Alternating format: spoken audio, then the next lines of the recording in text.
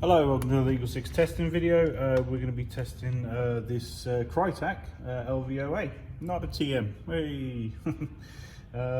So it's that's actually a really nice gun. I really like these Krytacs. I like working on them. So on this particular one, we've obviously rebuilt the gun just to make sure shimming and everything is all right. We've installed a Nuprol high torque motor. The Gate Titan Advanced, and Prometheus 6.03 380mm barrel, and Prometheus Flat Nub on here just to give it a bit more lift. I mean, essentially these are really solid guns. You know, obviously as the manufacturers start to catch up, if you know what I mean, on things like upgrades and making, you know, gearboxes 11-volt ready and that sort of thing. So and overall, like I say, it's a very, very solid gun, and it just needs these sort of small tweaks, if you know what I mean, just to kind of still kind of get everything out of it that sort of customers are expecting nowadays, when there's that pressure to obviously outrange everybody and all that sort of thing. So we exchanged the standard nub that comes with it with a slightly thicker one, the Prometheus one, and that just allows a bit more lift on those heavier ammo types. So now it will lift 3.2, you know, really well out to 65, 70 meters, and then obviously if you want to, you can overhop it further than that. But in terms of sort of that sort of nice flat shot, it goes out really well to that sort of distance. You don't have to use the 3.2s, but we probably recommend it. It's just on our testing, it's that was the shot type we saw and we really liked.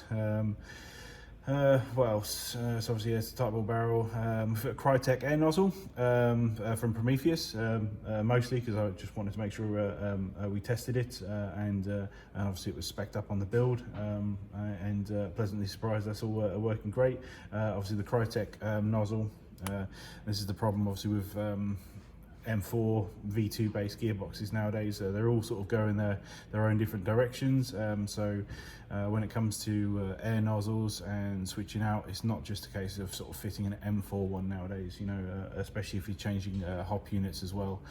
So it really is a case of having to measure the one that comes out, and or, you know, finding out what your hop unit is compatible with and if it has any sort of implications on the actual air nozzle. The Krytac one from Prometheus is slightly shorter than the normal M4 one, which is really handy on some of these guns, because if you fit the normal M4 one, which is slightly too long than the Krytac spec, you might find on certain mags you're getting feeding issues, that kind of thing. So yeah, so obviously we've gone with the Krytac specific one. I think it's 21.10, I think it measured at.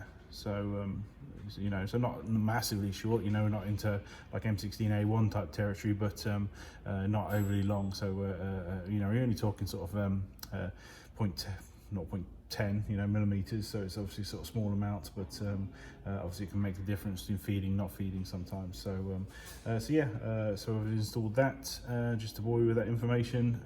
Prometheus M100 we installed, and we came out 265 on 3.2s, so a little bit under, and 350, so basically bang on there on the 0.2s.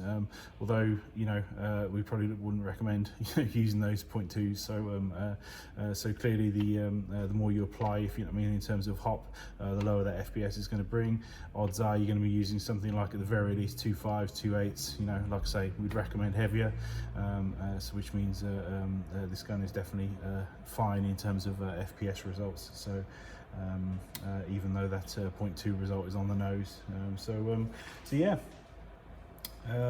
we'll obviously get some testing done just to make sure it's you know, all solid and not going to die or anything like that. So we'll get some testing in.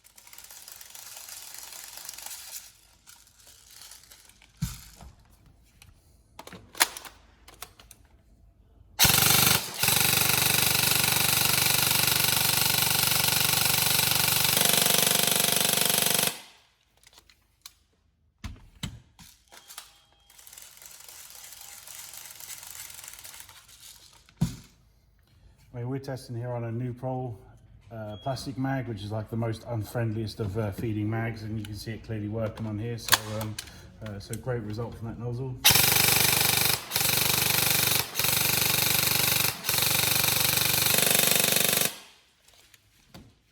There we go.